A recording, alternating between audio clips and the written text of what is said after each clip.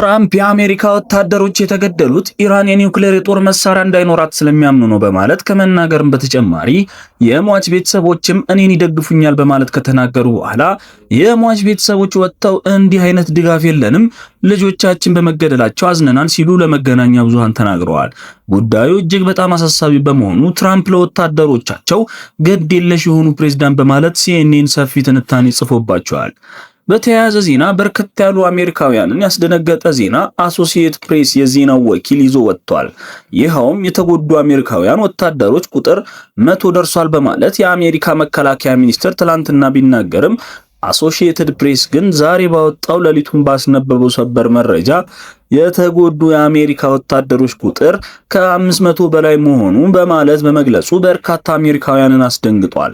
የአሜሪካው መከላከያ ሚኒስትር ፔት ሄግሴት እና የአሜሪካ የጦር አዛዥ ጀነራል ዳንኬ በአሜሪካ የሕዝብ ተወካዮች ምክር ቤት ኮንግረስ ፊት ቀርበው የኢራን ጦርነትን በተመለከተ በርካታ ጥያቄዎች ተነስቶላቸዋል። እጅግ በጣም እልህ አስጨራሽ የሆነ ከባድ ክርክርም በምክር ቤቱ ተካሂዷል።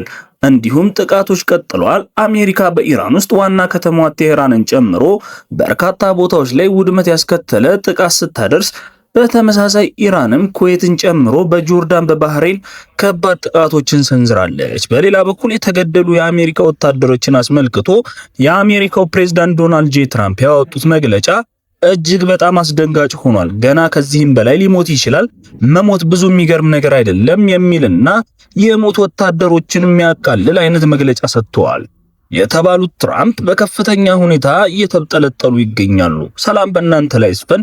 ውድ ተመልካቾቻችን ቻናላችን አዲስ ነው፣ ሰብስክራይብ፣ ቪዲዮቻችንን ደግሞ ሌሎች ሰዎች ጋር እንዲደርሱ ላይክ እንዲሁም ሐሳብ አስተያየታችሁን ኮሜንት ቦክስ ላይ አስቀምጡልንላለን። ወደ ዝርዝር መረጃው ስናመራ በቅድሚያም የመካከለኛው ምስራቅ ጦርነት አሁንም ተባብሷል። በዛሬው ዕለት ሌሊትም እንደተለመደው አሜሪካ የኢራንን የተለያዩ አካባቢዎች ዋና ከተማዋን ቴሄራንን ጨምሮ ስተኩስና ፍንዳታ ስታሰማ አድራለች። ኢራንም በተመሳሳይ ንጋቱን ባወጣችው መግለጫ በኩዌት ላይ በልዩነት ከባድ ውድመት ያስከተለ ጥቃት ስታደርስ ያደረች ሲሆን ኩዌት በዚህ ጦርነት በዝምታ በርካታ ውድመትን እያስተናገደች ያለች ሀገር ሆናለች። በተመሳሳይ ባህሬንና ጆርዳንን ጥቃት ያስተናገዱ ሀገሮች ሆነዋል። የአሜሪካ ማዕከላዊ እዝ ሴንትኮም ዛሬ ንጋቱን ባወጣው መግለጫ እንዳስታወቀው ከሆነ ለ11ኛ ዙር ዛሬ ሌሊቱን ዋና መዲናዋ ቴሄራንን ጨምሮ በኢራን ሰሜናዊና ደቡባዊ ክፍሎች ቀላል የማይባል ምት በኢራን ላይ ማሳረፉን የመሳሪያ ማከማቻዎችን፣ የግንኙነት መሳሪያ አውታሮችና ሌሎቹንም በርከት ያሉ ወታደራዊ ተቋማትን ደብድብ ያለው አውድም ያለውም ብሏል።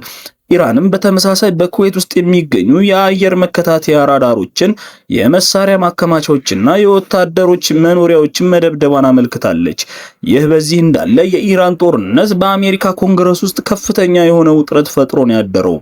የአሜሪካ የሕዝብ ተወካዮች ምክር ቤት ፓርላማው ዛሬ ሌሊቱን ባደረገው ስብሰባና በተለይም የአሜሪካው መከላከያ ሚኒስትር ዛሬ ሌሊቱን ለኮንግረስ አባላት ቀርበው በሰጡት ዝርዝር ማብራሪያ ላይ ለውጥረቱ ይበልጥ አይሎ ታይቷል። በቀጥታ ስርጭት ለአሜሪካውያን በተላለፈውና ኢራንን ጦርነቱን አስመልክቶ የአሜሪካ ከፍተኛ ባለስልጣናት ለኮንግረሱ ማብራሪያ በሰጡበት በዚህ ጊዜ የአሜሪካ መከላከያ ሚኒስትር ፔት ሄግሴት ዛሬ ማክሰኞ በዩናይትድ ስቴትስ እና በኢራን መካከል እየተካሄደ ባለው ጦርነት ቻይናና ሩሲያ በተለያዩ ደረጃዎች የኢራንን ወታደራዊ እንቅስቃሴዎች በቀጥታ በመደገፍ ላይ ይገኛሉ። ለአሜሪካ የሕዝብ ተወካዮች ምክር ቤት አባላት ይህንንም አረጋግጠዋል። ፔት ሄግሴት በሴኔት የበጀት ድልድል ኮሚቴ ፊት ቀርበው ቃላቸውን ሲሰጡ እንዳሉት እኛ ይህንን የውጭ ኃይሎችን ጣልቃ ገብነት የምንከላከልባቸው በርካታ መንገዶች አሉን። ነገር ግን የዚህ ድጋፍ ጥልቀትና ስፋት ምን ያህል እንደሆነ የሚገልጸው መረጃ ሚስጥራዊ ሆኖ ሊቆይ ይገባል። እሱን አልነግራችሁም ብለዋል። ይህ ማብራሪያ የተሰጠው ከሰሜን ዳኮታ ግዛት የተመረጡትን ሪፐብሊካኖች ሴናተር ጆን ሃቨን ላቀረቡት ጥያቄ ምላሽ ሲሰጡ ነው።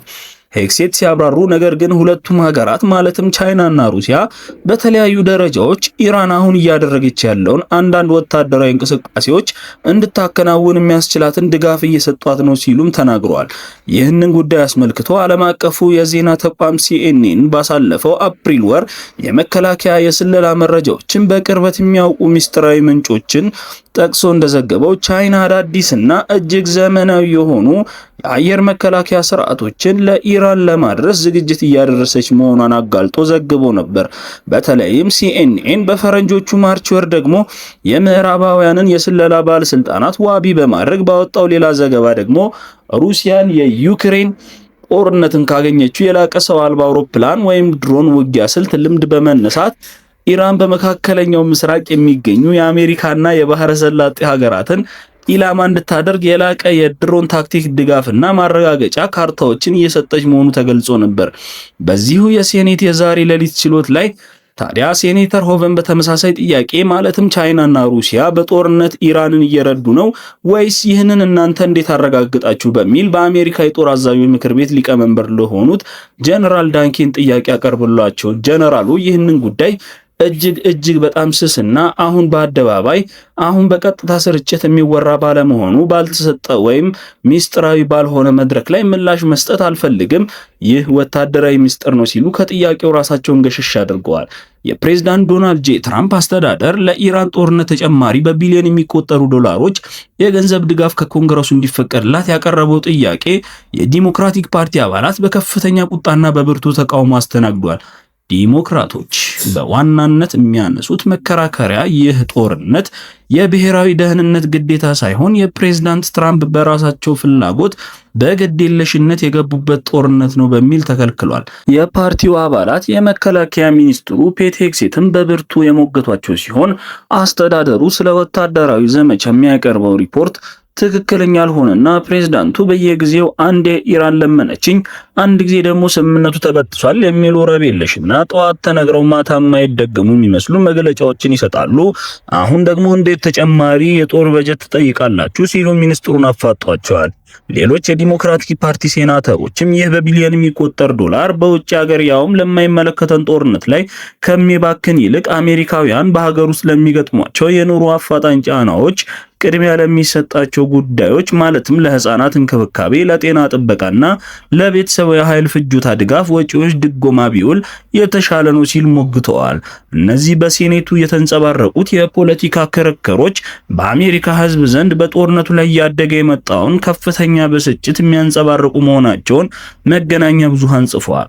በአሜሪካ ምድር ይህ ጦርነት እጅግ ተወዳጅነትን ያጣና የተጠላ የሆነ መጥቷል ያለው ሲኤንኤን በተለይም የፕሬዝዳንት ዶናልድ ጄ ትራምፕ የራሳቸው ጠንካራ ደጋፊዎች በሆኑት ክፍሎች ዘንድ እንኳን ለዚህ ጦርነት ተጨማሪ በጀት እንዲመደብ ያላቸው ፍላጎት እጅግ በጣም አነስተኛ መሆኑን በዛሬው ዕለት ሌሊት በነበረው የምክር ቤት ቆይታ አሳይተዋል። አሜሪካውያን ዜጎች ስለ ጦርነቱን አስፈሪ የኢኮኖሚ ወጪ፣ ስለ አሜሪካውያን ወታደሮች የህይወት መጥፋትና በመካከለኛው ምስራቅ ስለሚኖረው ማለቂያ የሌለው ወታደራዊ ተሳትፎ ስጋታቸውን ከዕለት ወደ ዕለት እያሻቀበም ይህ ወታደራዊ ዘመቻን ለማራዘም የሚያስችል የህዝብ ድጋፍ ፈጽሞ የለም ለማለት ይቻላል ብለውታል። ይህ በዚህ እንዳለ የዛሬ ሌሊቱን ይፋ የተደረገ አንድ የአሶሺየትድ ፕሬስ መረጃ መላው አሜሪካውያንን አስደንግጧል። በኢራን ጦርነት ከ500 በላይ ወታደሮችን መቁሰላቸው ይፋ ሆኗል። ትናንትና የአሜሪካ መከላከያ ሚኒስቴር ሰጥቶት በነበረው መግለጫ ቃል በቃል እንዳለው ከ100 በላይ ወታደሮች ቆስለው ያለ ቢሆንም አሶሺየትድ ፕሬስ ግን ዛሬ ሌሊቱን ባወጣው መረጃ ከ500 በላይ የአሜሪካ ወታደሮች ቆስለዋል ሲል ያስደንጋጩን ዜና ለአሜሪካውያን አውጇል። የአሜሪካ ወታደራዊ ኪሳራን በተመለከተ ዓለም አቀፉ የዜና ወኪሉን የአሜሪካው አሶሺየትድ ፕሬስ እንደ ስማቸው እንዳይጠቀሱ የፈለጉ ከፍተኛ የአሜሪካ ባለስልጣንን ጠቅሶ ባወጣውና ይፋ ባደረገው አሳሳቢ መረጃ ላይ በዚህ ጦርነት የቆሰሉ የአሜሪካ ወታደሮች ቁጥር ከ500 በላይ መድረሱንና ጉዳዩ ግን በሚስጥር እንዲያዝ ግዴታን እየተጣለ መሆኑን አጋልጠዋል። ይህ አሜሪካ መከላከያ ሚኒስቴር ፔንታጎን የጉዳት ትንተና ስርዓቱ ላይ በይፋ ካስቀመጠው ከ100 በላይ ወታደሮች በዚህ ጦርነት ቆስሏል በሚል ካስቀመጠው ቁጥር እጅግ በጣም የላቀ መሆኑን ተመልክቷል። ይህንን መረጃ ለአሶሺየትድ ፕሬስ አሾልኮ ያቀበሉት ባለስልጣን ጉዳዩን ለመገናኛ ብዙሃን የመስጠት ይፋዊ ስልጣን የሌላቸው ቢሆንም በመረጃ ስርዓቱ ላይ የጉዳት ሪፖርቶችን ለማቅረብ ከፍተኛ የሆነ የጊዜ መዘግየት እንዲጣል ተደርጓል ብለዋል። ባለስልጣኑ እንዳሉት ይህ የቁጥር ልዩነት የተፈጠረው ሆነ ተብሎ መረጃን ለመደበቅ ታስቦ ሊሆንም ይችላል ላይሆንም ይችላል በማለት ገልጸው የመረጃ አሰባሰብ ስርዓቱ ዲዛይን በተፈጥሮ የዘገየ ነው በማለት ገልጸዋል። ይህ በዚህ እንዳለ የአሜሪካው ፕሬዝዳንት ትራምፕ ዛሬ ሌሊቱን ባወጡት እጅግ አወዛጋቢ በተባለ መግለጫቸው ላይ በኢራን ጦርነት የሞቱትን የአሜሪካ ወታደሮች ቁጥር አሜሪካ ከዚህ ቀደም ካካሄደቻቸው ታላላቅ ጦርነቶች ጋር አነጻጽሮ ትንሽ ነው ማለታቸው በርካታ አሜሪካውያንን ጸጉር ያስነጨና አበሳጨ ሆኗል። ፕሬዝዳንቱ በዚህ ንጽጽራቸው አሁን ያለው ህዝብ የማይደግፈውን የኢራንን ጦርነት ያስከፈለ ዋጋ በጊዜም ሆነ በአሜሪካውያን ህይወት ከቀደሞቹ ጦርነቶች ጋር ሲነጻጸር እጅግ በጣም አነስተኛና ኢምንት ነው፣ ብዙ የሚያስጮህ አይደለም ብለዋል ትራምፕ። የመከላከያ ሚኒስትራቸው በኮንግረስ ፊት ቃላቸውን ቀርበው እየሰጡ በነበረበት በዛሬ ሌሊት በዚያው በተመሳሳይ ሰዓትና እርሳቸውን በጦርነት ለተገደሉት ወታደሮች በሚደረገው ክብር ሽኝት ላይ የሟቾች አስክሬን ርክብክብ ስነ ስርዓት ላይ ለመገኘት ዋዜማ ላይ ያሉ ትራምፕ በትሩ ሶሻል ማህበራዊ ሚዲያ ገጻቸው ላይ አንድ ጽሑፍ አውጥተዋል። በጽሑፋቸውም እስካሁን 6 የአሜሪካ ወታደራዊ ዘመቻዎችን የወሰዱትና ጊዜና በእያንዳንዱ ጦርነት የተሰዉ ወታደሮችን ቁጥር ሲዘረዝሩ ታይተዋል። በተለይም የቀድሞ የቬኔዙዌላ መሪ ኒኮላስ ማዱሮን ለመያዝ የተደረገውን አጭር ዘመቻ የቬኔዙዌላ ጦርነት ብለው የጠሩት ሲሆን ለኢራኑ ጦርነት ግን ጦርነት የሚለውን ቃል ከመጠቀም ተቆጥበው በምትኩ የኢራን ወታደራዊ ግጭት አሊያም ደግሞ ኢራን ሚሊተሪ ኮንፍሊክት በማለት ገልጸውታል። ትራምፕ በማህበራዊ ትስስር ገጻቸው ላይ ያሰፈሩት ሙሉ ጽሑፍ እንደሚያመለክተው አሜሪካ እስካሁን በአፍጋኒስታን ጦርነት 20 ዓመታትን ተዋግተው 2000 ሰው ብቻ ነው የሞቱባት። የኢራቅ ጦርነትን ብንመለከት 9 ዓመት ተዋግተን 4600 ሰዎች ብቻ ነው የሞቱብን። የቪየትናምን ጦርነት ስንመለከት 19 ዓመታት ከ5 ወር ተዋግተን 58220 የአሜሪካ ወታደሮች ሞተዋል በማለት የገለጹት ትራምፕ በኮሪያ ጦርነት ብናይ 3 ዓመት ከ1 ወር ተዋግተን 36574 የአሜሪካ ወታደሮች ሞተዋል። የቬኔዙዌላን ጦርነት ብናይ የፈጀው 1 ቀን ሲሆን ምንም አይነት ሟች አልተመዘገበም ብለዋል። የኢራን ወታደራዊ ግጭት ስንመለከት ግን 4 ወር እስካሁን ወስዷል። 18 ሟቾች ብቻ ነው የተመዘገቡት በእኛ በኩል ብለዋል ፕሬዝዳንቱ። ለእነዚህ አሃዞች ይፋዊ የዜና ምንጮችን ባይጠቅሱም አብዛኞቹ ቁጥሮች ከመከላከያ ሚኒስቴር መረጃዎች ጋር የሚጣጣሙ ናቸው ብለዋል። ይሁን እንጂ የመከላከያ የጉዳት ትንተና ስርዓቱ በቬኔዙዌላ የተደረገውን ዘመቻ እንደ ጦርነት እውቅና አይሰጠውም። በዚህ ሰዓትም በኋላም የፔንታጎን መሪዎች ለኢራን ጦርነት ተጨማሪ በጀት ለማግኘት በማሰብ የመከላከያ ሚኒስትሩ ፔት ሄግሴት እና የአሜሪካ ጦር አዛዦች ምክር ቤት ሊቀመንበር ጀነራል ዳንኬን በሴኔት የበጀት ድልድል ኮሚቴ ፊት ቀርበው ማብራሪያ ሰጥተዋል። የኢራን ጦርነት ከማርች ወር ወዲህ ለመጀመሪያ ጊዜ የአሜሪካ ወታደሮች የህይወት መስዋዕትነት የተከፈለበት አስከፊ ምዕራፍ ለአሜሪካውያን እያስታቀፈ ይገኛል ያለው ሲኤንኤን በትንታኔው ባለፉት ጥቂት ቀናት ውስጥም 3 የአሜሪካ የጦር አባላት በኢራን ጥቃት ተገድለዋል። የእነዚህ ወታደሮች መሞት ሌላ አንድ ትልቅ ሐቅን ያጋልጣል። ይኸውም ፕሬዝዳንት ዶናልድ ትራምፕ በዛሬው ዕለት በሚካሄደው ክቡር የሟች ወታደሮች አስክሬን ርክክብ ስነ ስርዓት ላይ በመገኘት ዝግጅት ቢያደርጉም በዚህ አሳዛኝ የሞት ጉዳይ ላይ ርህራሄና ሰብአዊነት መንፈስ እንኳን እንደሌላቸውና ለማህበራዊ ትስስር ገጻቸው የሚናገሯቸው ነገሮች የሰው ልጅን የወታደሮችን ሞት ቀለል አድርገው ማቅረባቸውና ሲኤንኤን በጽኑ ተችቷቸዋል። በእርግጥም የባለፉት ጥቂት ቀናት ክስተቶች እንደሚያረጋግጡት ፕሬዝዳንት ትራምፕ የህዝባዊ ድጋፍን ያጣ ጦርነት ወደ 5ኛ ወር እየተቃረበ ባለበት በዚህ ወቅት የወታደሮችን መሞት በቀጥታ ከፖለቲካዊ ስሌት ጋር ለማቆራኘት ከፍተኛ ጥረት እያደረጉ ይገኛል ሲሉም ከሷቸዋል። ይህ ድርጊት ጦርነቱ ከተጀመረበት ጊዜ አንስቶ በተደጋጋሚ የታየ ቢሆንም በሳምንቱ መጨረሻ ለመገናኛ ብዙሃን በሰጡት አስተያየት ግን ጉዳዩን ይበልጥ ግልጽ አድርጎታል ይላል ሲኤንኤን በትንታኔው። ፕሬዝዳንቱ ለኒውስ ኔሽን በሰጡት አስተያየት ከአንድ ፕሬዝዳንት ሊጠበቅ የሚችል አይነት ንግግር አድርገው አልነበረም ብለዋል።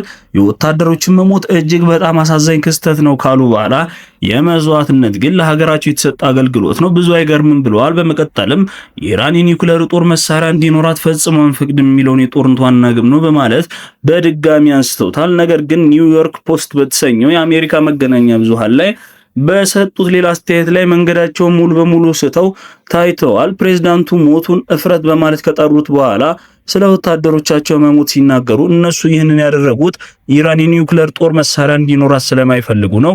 ይህ ደግሞ ኢራናውያን ምን ያህል መጥፎች እንደሆኑ ለማሳየት ነው ብለዋል። የወታደሮቻቸውን ሞት ደግሞ እፍረት በማለት ቃል ገልጸውታል። በመጀመሪያው ቃለ ምልልሳቸው የጦርነቱን ግብ ያብራሩት ፕሬዝዳንቱ ለሁለተኛ ቃለ ምልልሳቸው ግን የተገደሉትን ወታደሮች ራሳቸው ለዚህ ጦርነት ሙሉ ድጋፍ እንደነበራቸው አድርገው ወታደሮቹን አቅርበዋቸዋል። ለዚህ የሚሆን ምንም አይነት ማስረጃም አላቀረቡም። በመሰረቱ ወታደሮች በግል አቋማቸው ናቸው። በጦርነት ዓላማ ባያምኑም እንኳን ትዕዛዝ ተቀብለው መዋጋት ግዴታቸው መሆኑ ይታወሳል። ትራምፕ ማክሰኞ ማለዳ ላይ የተገደሉትን የጦር አባላትን ወይም ቤተሰቦቻቸውን ከእርሳቸው የጦርነት ግብ ጋር ይስማማሉ የሚለውን ክስ በድጋሚ አንስተውታል። በአሜሪካን ነጩ ቤተ መንግስት በኦቫል ኦፊስ ለጋዜጠኞች ሲናገሩ እነዚህ ሰዎች ልክ እንደኔው ኢራን የኒውክሌር ጦር መሳሪያ ሊኖራት አይገባም ብለው የሚያምኑ ወታደሮች ናቸው፣ እንዳይኖራት የሚፈልጉት ናቸው። ጉዳዩን በጣም ቀላል ነው፣ ብዙ አታካብዱት ብለዋል። ይህ በእንዲህ እንዳለ ትራምፕና አስተዳደራቸው ከዚህ ቀደም በዚህ ስሱ ጉዳይ ላይ አደገኛ የሆነ መንገድ ተጉዘው ነበር በማለት የገለጸው በጋዜጠኛው አሮን የቀረበው የሲኤንኤን ትንታኔ በማርች ወር አጋማሽ ላይ በዴልዌር ግዛት የሚገኘው የደቨር የአየር ኃይል የጦር ሰፈር በተካሄደው የሟች ወታደሮች ስነ ስርዓት በኋላም የመከላከያ ሚኒስትሩ ፔት ሄግሴት አንዱ ቤተሰብ ከሌላው ቤተሰብ እየተቀባበሩ ጦርነቱን ገፍተው እንዲያሸንፉ እንዳበረታታቸውም ተናግረው ነበር። ሄግሴት ሲናገሩ እነርሱ ይህንን ጦርነት ጨርሱት፣ መስዋዕትነታችሁንም አክብሩ፣ ወደ ኋላ አትበሉ፣ ስራው እስኪያልቅ ድረስ አሁንም ቢሆን ወታደር ሞተ እያላችሁ ወደ ኋላ አትቁሙ፣ ወደፊት ግፉ እንጂ ሲሉ ተናግረዋል። ነገር ግን የሟች ወታደር አባት የሆኑት ቻርልስ ሲመንስን የ28 ዓመቱ የቴክኒካል ሳጅን ታይለር ኤች ሲመንስን አባት ለኤንቢሲ ኒውስ የዜና ወኪል ሲናገሩ በሰጡት መግለጫ የሄግሴት ንግግር ውድቅ አድርገዋል። የወታደሩ አባት ሲናገሩ እኛ ስለዚያ ጉዳይ ፈጽሞ አልተነጋገርንም ብለዋል። ምንም እንኳን አቶ ሲመንስ ለፕሬዝዳንት ዶናልድ ጄ ትራምፕ እና ለሄግሴት መልካም ቃላት ቢኖራቸውም እርሳቸው የሌሎችን ቤተሰቦች ወክለው እንደማይናገሩና ግልጽ በማድረግ ጦርነቱን እንዲቀጥሉ ግን ፈጽሞ አላበረታታቸውም፣ ውሸት ነው በማለት ገልጸዋል። ሲጀመርም የኢራንን ጦርነት ልጆቻችን ተሰው እኛ የምናውቀው ነገር የለም ብለዋል። እኔ በዚያ መንገድ ምንም አይነት ነገር አልተናገርኩም፣ ጦርነቱንም አልደግፈውም ብለዋል። የሟች ወታደር አባት ለሲቢኤስ ኒውስ ሲናገሩ አሜሪካው ፕሬዝዳንት ዶናልድ ጄ ትራምፕ ከዚህ ቀደም በቴሌቪዥን ተላልፎ የነበረ መግለጫ ላይ ቃል በቃል ሲናገሩ እንዳሉትም የሟች ወታደሮች ቤተሰቦችም ግፋበት፣ ይህንን ጉዳይ ከዳር አድርሰው ብለውኛል በማለት ትራምፕ የተናገሩ ቢሆንም የሟች ቤተሰብ አባላት ግን ፈጽሞ እንደዚህ እንዳላሉም ሲሉ አስተባብለዋል። ከዚህ ባሻገር ትራምፕ በእነዚህ የአሜሪካ ወታደሮች የሟች ርክክብ ስነ ስርዓት ላይ ያሳዩት ስነ ምግባር በርካታ የአሜሪካውያንን አስቆጥቷል። ከጥቂት ቀናት በኋላ ደግሞ ፕሬዝዳንቱ የፖለቲካ ድርጊት ኮሚቴ የገንዘብ ማሰባሰቢያ ኢሜል ላይ የዚያን የሟች አስክሬን ርክክብ ስነ ስርዓት ፎቶግራፍ ተጠቅመው ታይተዋል። በፎቶግራፉ ላይ በዋናነት የሚታየው በአሜሪካ ባንዲራ የተሸፈነ የሟች ወታደር የሬሳ ሳጥን ፊት ለፊት ትራምፕ ሰላምታ ሲሰጡ ነው። የኢራን ጦርነት መጀመሪያ ላይ ወደ ነበረው የሟች ሪፖርት ስንመለስም የትራምፕና የሄግሴት አስተያየቶች አሁንም አነጋጋሪ ነበሩ። በመጀመሪያዎቹ ሞቶች ሲመዘገቡ ትራምፕ 3 ሟቾች አሉ፣ ነገር ግን ተጨማሪ መስዋዕትነትም ይጠበቃል በማለት በመጨረሻ ግን ለዓለም እጅግ ታላቅ ድልም ይሆናል ብለው ነበር። በተመሳሳይ ቀን በወጣው ቪዲዮ ላይ ደግሞ ተቺዎቻችን እጅግ በጣም ጨካኝ የሚባሉት መንገድ ሲናገሩ ተደምጠው ነበር። በሚያሳዝን ሁኔታ ጦርነቱ ከማብቃቱ በፊት ተጨማሪ ሞቶች ሊኖሩ ይችላሉ ካሉ በኋላ ድንገት ጣል በማድረግ ሁኔታው እንዲህ ነው፣ ተጨማሪ ሞት ሊኖር እንደሚችል መጠበቅ አለባችሁ፣ ሳትሞቱ ምንም አይነት ድል ማግኘት አትፈልጉ በማለት የወታደሮችን ሞት አቃለው መናገራቸው በመላው አሜሪካውያን ዘንድ ከፍተኛ ቁጣን ቀስቅሰዋል። ውድ ተመልካቾቻችን ለዛሬ የነበሩ መረጃዎች እነዚህ ነበሩ። በቀጣይ እስከምንገናኝ ቻናላችንን ሰብስክራይብ፣ ቪዲዮዎቻችንን ላይክ፣ ሐሳብ አስተያየታችሁን ኮሜንት ቦክስ ላይ አስቀምጡልን። በሰላም ቆዩ። ሰላም በእናንተ ላይ ይስፈን።